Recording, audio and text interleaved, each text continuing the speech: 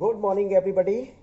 भाई देखिए, register dot pen निकालो यार। तुम लोग बार बार कहना पड़ता है, अच्छा हर लेक्चर में मुझे कहना पड़ता है। देखिए क्या होता है कि बैग जब खुला होता है ना आप लोगों का, तो घर में जब खुला तो ये पेरेंट्स ये सोचते हैं कि बच्चा बहुत पढ़ रहा है, और क्लासरूम में खुला होता है तो टीचर ये सोचता है कि बच्चा बहुत पढ़ता है। भले ही नहीं पढ़ रहा है, लेकिन एक स्टूडेंट्स का जब बैग है तो बैग हमेशा खुला रहना चाहिए।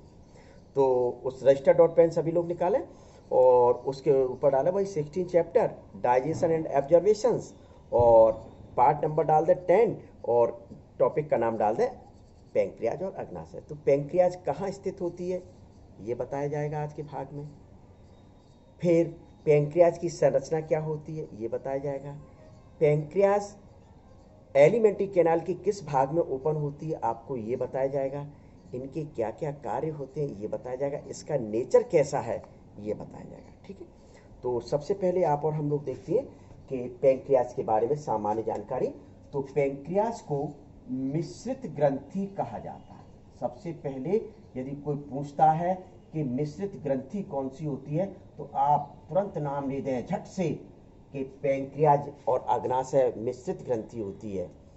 तो मिक्स्ड ग्लैंड, देखिए मिक्स्ड ग्लैंड क्यों होती है, मिक्स्ड ग्लैंड ये क्यों होती है, उसका कारण है कि इसमें दो भाग होते हैं। एक तो 98% भाग होता है, इस भाग को क्या कहा जा रहा है, एक्सोक्राइन कहा जा रहा है, यानी वाह स्रावी भाग कहा जा रहा है इसको। ठीक है, इसके स्राव में क्या पाए जाते हैं, एंजाइम पाए जाते हैं। क्या पाए जाते हैं, एंजाइम पाए जाते हैं। और ये जो एक्सोक्राइन जो भाग होता है वह नलिका पाई जाती, यानी इनमें नलिकाएं पाई जाती हैं, और नलिकाओं के माध्यम से ये अपने स्राव को ड्यूडेनम में छोड़ने का कार्य करती हैं। तो पहली चीज तो ये हुई, और विशेष ध्यान रख लें इस भाग को कि इसके स्राव में एंजाइम पाए जाते हैं। दूसरा जो भाग होता है जिसको एंडोक्राइन कहा जाता है, एंडोक्राइन को अंतः स्रावी भाग कहा जाता है, अंतः स्रावी भाग कहा जाता। और इसके स्राव में सबसे विशेष बात है हार्मोन पाया जाता है, और ये जो भाग होता है वह नलिका विहीन होता है, अर्थात अपने अपने स्राव को सीधे अपने स्राव को सीधे परासरण या ऑस्मोसिस क्रिया के माध्यम से रुधिर में डालने का कार्य करती है, रुधिर में डालने का कार्य करती है। तो विशेष ध्यान दें कि इस कारण से चूंकि दोनों भाग पाए जा रहे हैं, एक्सोक्राइन भाग और एंडोक्राइन दोनों भाग पाए जा रहे हैं, इस वजह से मुख्य रूप से इसको मिश्रित ग्रंथि या मिक्स्ड ग्लैंड के नाम से जाना जाता है। मैक्सिमम जो इसका पार्ट होता है वह एक्सोक्राइन भाग होता है, मिनिमम जो 2% भाग होता है वह एंडोक्राइन भाग होता है। मैक्सिमम पार्ट के द्वारा या एंजाइम पाए जाते हैं, और इसके भाग में मुख्य रूप से क्या पाए जाते हैं, हार्मोन पाए जाते हैं। ये नलिका पाई जाने वाली संरचना होती है, इनमें नलिका नहीं पाई जाती, इस वजह से इनको नलिका विहीन कहा जाता है। तो सबसे पहले तो मिश्रित ग्रंथि क्यों कहा जाता है, कोई पूछता है इनका नेचर कैसा होता है, मिक्स्ड ग्लैंड प्रवृत्ति का नेचर होता है। अब इनकी स्थिति आती है, ये स्थित कहाँ होते हैं, क्या स्थित कहाँ होते हैं। तो देखिए स्थिति में आपको क्लियर कर देता हूँ कि ये ड्यूडेनम जो है सी शेप में होता है, इसको यू शेप भी कहा जा सकता है। इसको यदि यू घुमा दो तो यू शेप हो गया, अदरवाइज सी शेप होता है। सी शेप की ये दोनों भुजाएं होती हैं, इन दोनों भुजाओं में एक लीफ लाइक, दोनों भुजाओं में लीफ लाइक एक स्ट्रक्चर पाई जाती है। उसी स्ट्रक्चर को अग्नाशय ग्रंथि कहा जाता है, यानी पैंक्रिएटिक ग्लैंड कहा जाता है।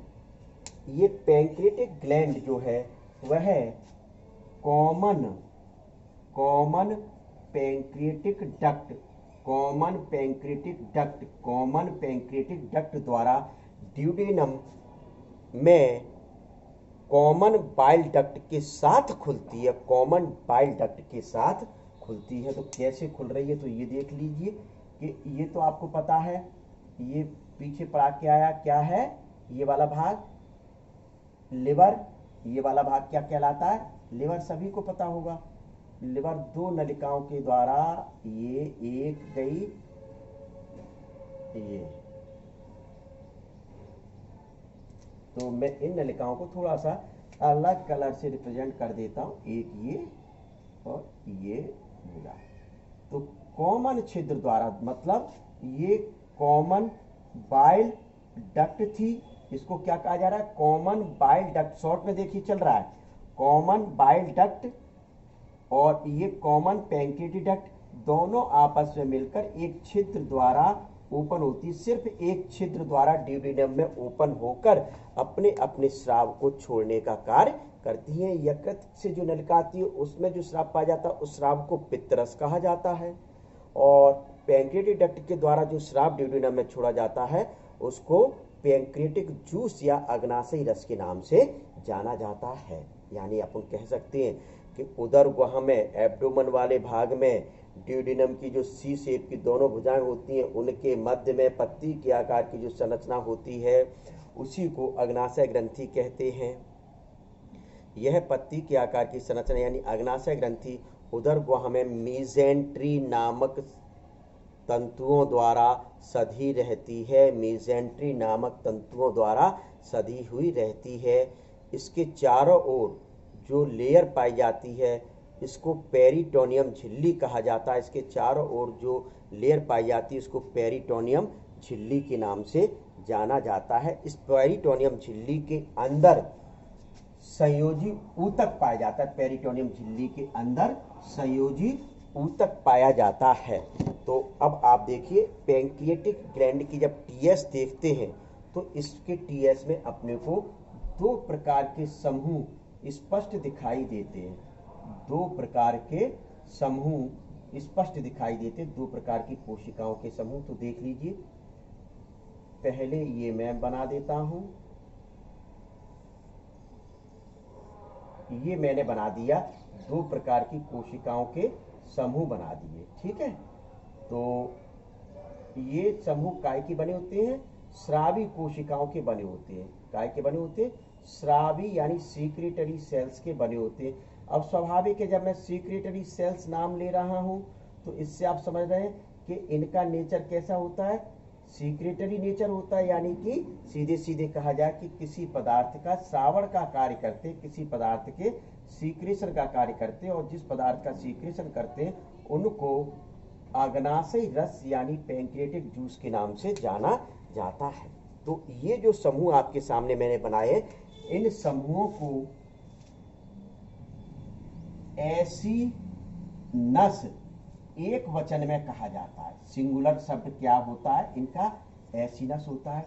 और एसिनाई जो शब्द है ये क्या है, बहुवचन यानी प्लूरल वर्ड होता है, बहुवचन यानी कि प्लूरल वर्ड होता है। ये चारों समूहों को एक साथ एसिनाई कहेंगे और एक समूह को क्या कहेंगे, एसिनस के नाम से जाना जाता है। इसके मध्य में आप देख रहे हैं, इसके मध्य में ये देख रहे हैं, ये वाली एक गुहा पाई जा रही है, जिस गुहा को ल्यूमन कहा जाता है। इस गुहा को ल्यूमन के नाम से जाना जाता है। तो ये गुहा क्यों पाई जाती है, इन कोशिकाओं का नेचर कैसा होता है, स्रावी प्रकृति का, सीक्रेटरी नेचर होता है, यानी कि कोई ना कोई पदार्थ स्रावित करती हैं।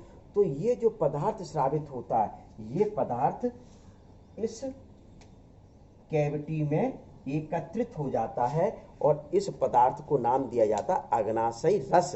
अग्नाशयी रस यानी पैंक्रियाटिक जूस के नाम से जाना जाता है। इस पैंक्रियाटिक जूस में विभिन्न प्रकार के भोज्यपाचक एंजाइम पाए जाते हैं, प्रोटीन को पचाने वाले एंजाइम पाए जाते हैं, कार्बोहाइड्रेट को पचाने वाले एंजाइम पाए जाते हैं, वसा को पचाने वाले एंजाइम पाए जाते हैं।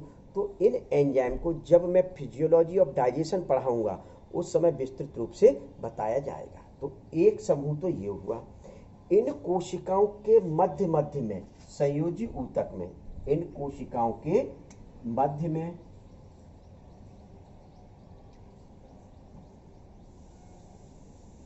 भी विशिष्ट समूह पाए जाते हैं कोशिकाओं के। देखिए ये मैंने लिख बनाए रेड कलर के अलग से।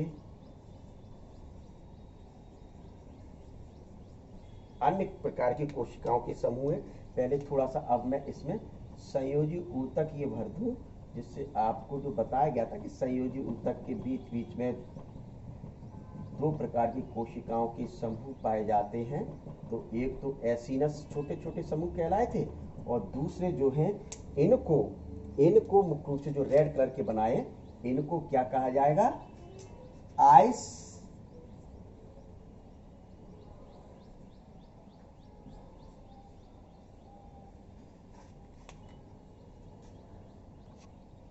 क्या कहा जाएगा? आइसलेट्स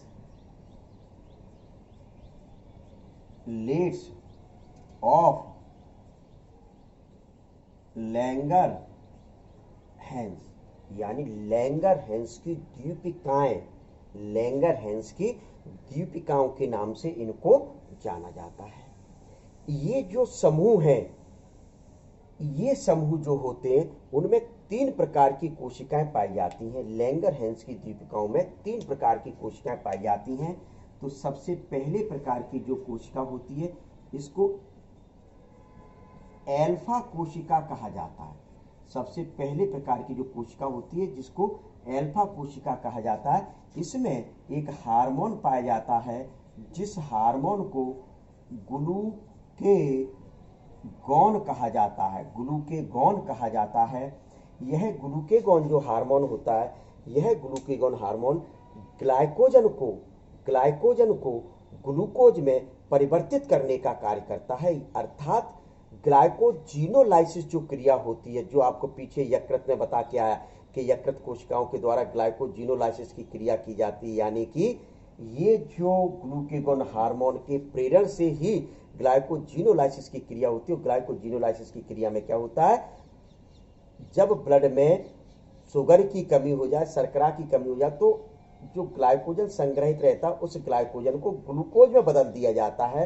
तो वह किस हार्मोन के प्रेरण के कारण होता है? वह ग्लूकेगॉन हार्मोन के प्रेरण के कारण होता है। विशेष ध्यान दे दें, ये हार्मोन है अंतःस्रावी भाग के द्वारा, ये अंतःस्रावी भाग होगा इसका मतलब। एक चीज तो ये हुआ। दूसरा जो कोशिकाओं का समूह होता है जिनको बीटा कोशिका कहा जाता है। क्या कहा जाता है? बीटा कोशिका। तो बीटा कोशिका में जो हार्मोन स्रावित होता है वह हार्मोन कौन सा होता है? इंसुलिन। ये देखिए, ये तो बहुत सुना होगा, इसकी कमी से मधुमेह या डायबिटीज बीमारी हो जाती है। इसकी कमी से मधुमेह या डायबिटीज बीमारी हो जाती है। यह ग्लाइकोजेनेसिस क्रिया को प्रेरित करता है। यह या ये कह सकते हैं इसके द्वारा ग्लाइकोजेनेसिस क्रिया होती है यकृत कोशिकाओं में। तो क्या होता है ग्लाइकोजेनेसिस क्रिया में? जो रक्त में अतिरिक्त ग्लूकोज पाया जाता है, उस अतिरिक्त ग्लूकोज को ग्लाइकोजन में परिवर्तित करने की जो क्रिया होती है वह इंसुलिन हार्मोन के प्रेरण से ही होती है। वह इंसुलिन हार्मोन के प्रेरण से ही होती है। यदि इस हार्मोन की कमी हो जाए तो अतिरिक्त ब्लड ग्लूकोज है, अतिरिक्त रुधिर शर्करा है, वह ग्लाइकोजन में परिवर्तित नहीं होगी। और जब ग्लाइकोजन में परिवर्तित नहीं होगी तो इसको रक्त ग्लूकोज को मूत्र के द्वारा शरीर से बाहर निकाल दिया जाता है। उसी बीमारी को क्या कहा जाता है? मधुमेह या डायबिटीज के नाम से जाना जाता है। तो ये एक हार्मोन। तीसरे नंबर की जो कोशिका होती है, ये तीसरे नंबर की कोशिका, इसको क्या कहा जाता है? डेल्टा कोशिका। तो डेल्टा जो कोशिका होती है, वैज्ञानिकों ने बताया कि संभवतः इसके द्वारा 2 रासायनिक पदार्थ स्रावित होते हैं। एक तो पैंक्रिएटिक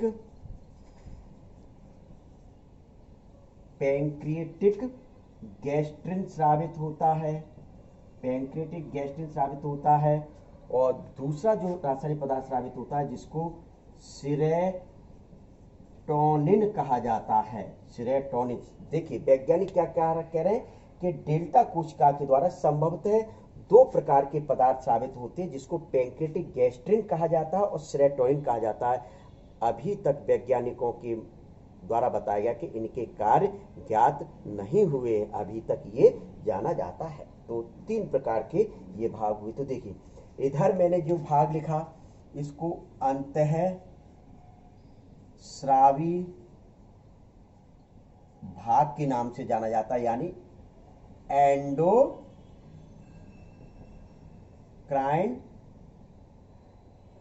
पार्ट है।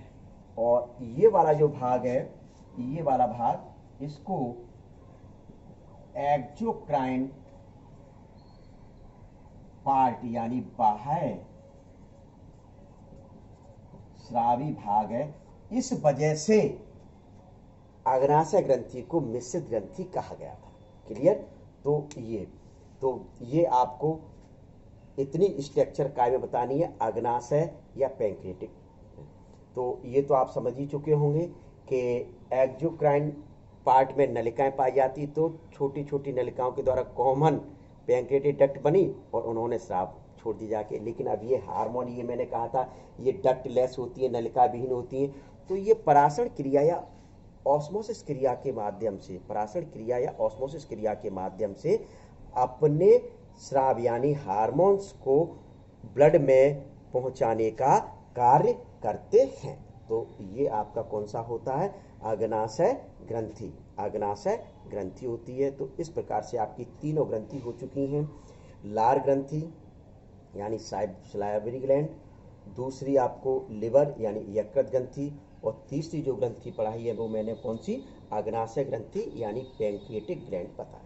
अब जो 11 नंबर का जो पार्ट आएगा, उस 11 नंबर के पार्ट में मैं आपको पाचन की कार्य की यानी फिजियोलॉजी ऑफ डाइजेशन पढ़ाऊंगा। क्या पढ़ाऊंगा?